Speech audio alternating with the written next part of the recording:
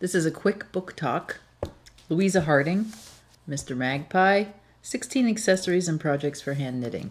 This publication has been out for a while, but Louisa Harding always has beautiful publications with beautiful photography.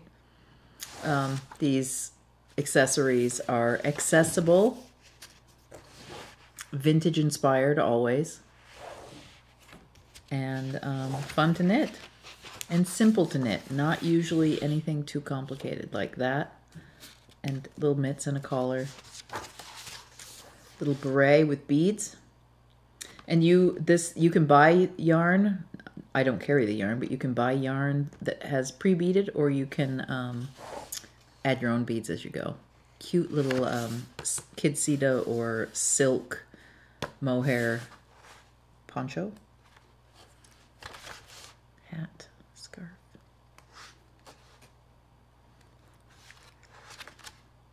Beautiful berets. I love berets. They are so flattering on most heads. If you don't think you look good in hats, try a beret, because you probably will look great in it.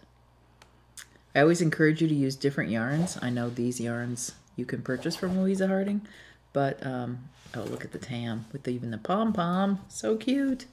And I love the cable.